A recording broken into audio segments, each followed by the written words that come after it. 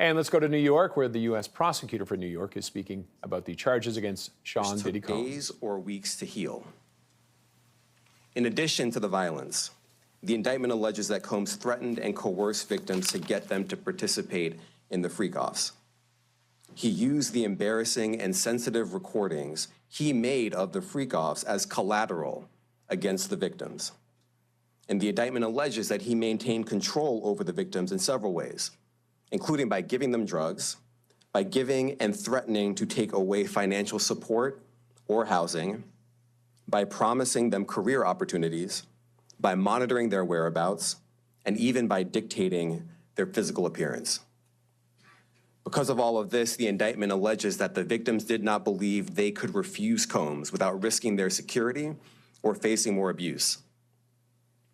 The indictment also alleges other acts of violence undertaken by Combs and others, including violence against witnesses to his abuse, kidnapping, and arson. The indictment alleges that on more than one occasion, Combs carried or brandished firearms to intimidate and threaten victims and witnesses. Now, Combs did not do this all on his own. As I mentioned, Combs has been charged with RICO conspiracy.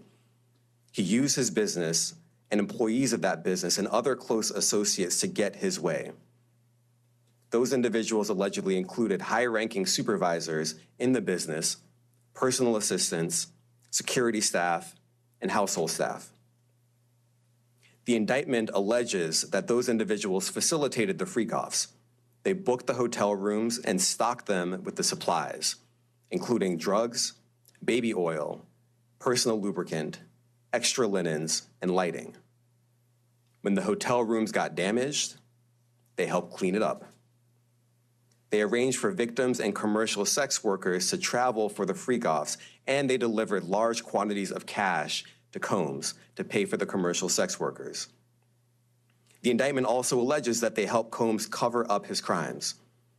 During the March 2016 incident at the LA hotel that I mentioned earlier, a member of the hotel security staff intervened, and Combs attempted to bribe the staff member with a stack of cash to make sure that what happened was kept quiet. And as the indictment alleges, in late 2023, after public allegations were made about Combs' crimes, he and others pressured witnesses and victims to stay silent, including by making phone calls to witnesses and victims and giving them a false narrative of what they had experienced. And as alleged, Combs used others to help conceal his abuse by monitoring and preventing victims from leaving a location in order to hide their injuries, or by locating and contacting a victim who had attempted to flee. As part of this investigation, in March of this year, special agents from HSI executed search warrants at Combs' residences in Miami and Los Angeles. They also executed a warrant for Combs' electronic devices. During those searches, agents seized evidence of the crimes charged in this indictment. They seized firearms and ammunition, including 3 defaced AR-15s and a large capacity drum magazine. They also seized evidence of the freak-offs, electronic devices that contain images and videos of the freak-offs with multiple victims. And they seized cases and cases of the kinds of personal lubricant and baby oil that Combs' staff allegedly used to stock hotel rooms for the freak-offs, more than 1,000 bottles altogether. Here are some of the items that we recovered during the searches.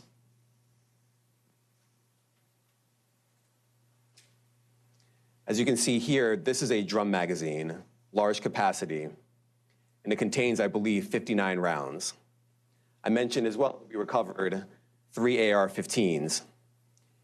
This is a close-up shot of one of the AR-15s, and you can see right here, the serial number has been thoroughly defaced. Another picture of more ammunition and parts of 2 AR-15s right there. Now, I want to be clear about 2 things.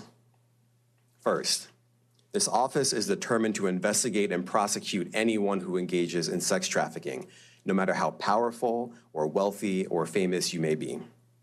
No one should doubt our commitment on that. A year ago, Sean Combs stood in Times Square and was handed a key to New York City. Today, he's been indicted and will face justice in the Southern District of New York. Second, we are not done. This investigation is ongoing, and I encourage anyone with information about this case to come forward and to do it quickly. Anyone with information can call 1-877-4HSI-TIP.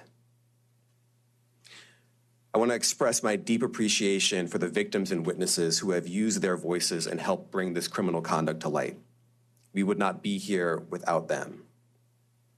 I also want to thank the dedicated case agents on the HSI Trafficking in Person Squad in New York.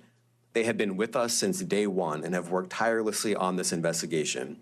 They will continue to be invaluable partners to us.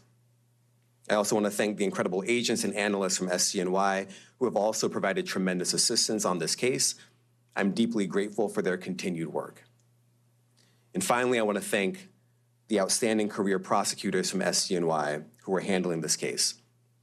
Meredith Foster, Emily Johnson, Chrissy Slavic, Madison Smizer, and Mitzi Steiner, and their supervisors, Jamie Backleapter and Jacqueline Kelly. They are members of the Civil Rights Unit in our criminal division. We created the Civil Rights Unit when I became U.S. Attorney. I'm deeply proud of their work on this and so many other cases. I'll now take some questions.